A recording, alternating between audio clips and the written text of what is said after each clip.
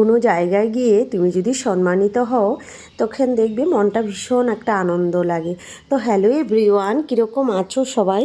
আশা করছি তোমরা সবাই ভালো আছো। তো তোমাদের ভালোবাসায় আমিও ভালোই আছি। মিনি একটি ব্লগ নিয়ে আবার চলে আসলাম নতুন একটি ভিডিওতে। তোমাদের সবাইকে ওয়েলকাম জানাচ্ছি বন্ধুরা। আশা করছি ভিডিওটা তোমরা দেখবে, আর যদি তোমাদের ভালো লেগে থাকে অবশ্যই একটা লাইক কমেন্ট শেয়ার ফলো করে দিও।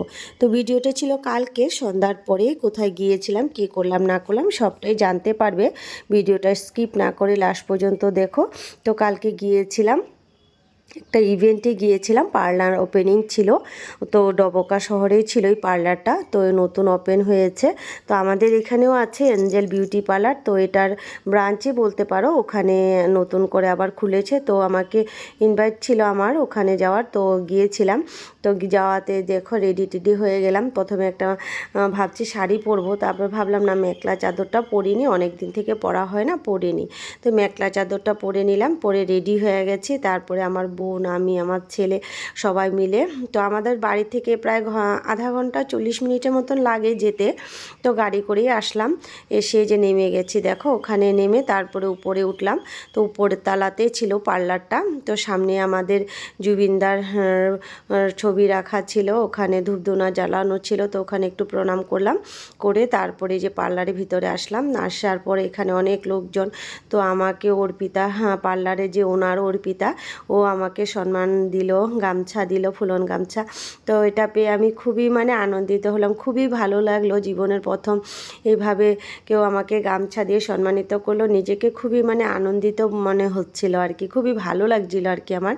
তো ওখানে গিয়ে সবাই দেখো অনেক লোকজন ছিল, আরও আমাদের ওসি স্যার এসেছিল, আরও লোকজন। সবাইকে তো আমি ওইভাবে চিনি না, কিন্তু ওসি স্যারকে চিনি। তো হ্যাঁ, প্রথমে সম্মানিত করলো সবাইকে ফুলন গামছা দিয়ে। তারপরে এই যে কেক কাটা হলো, কেক কাটাতে আমরা যে বসে বসে সবাই দেখছি, এদিকে আরও লোকজন ছিল পার্লারে।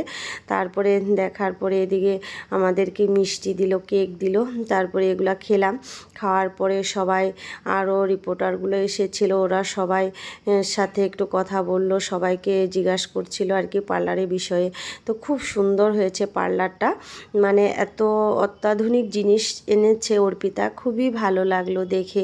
হেয়ার স্পা, তারপরে হেয়ার স্পার জন্য নতুন একটা মেশিন দেখলাম, এটা আমি কখনো দেখিনি এরকমটা, নতুন ধরনের, খুবই ভালো লাগলো।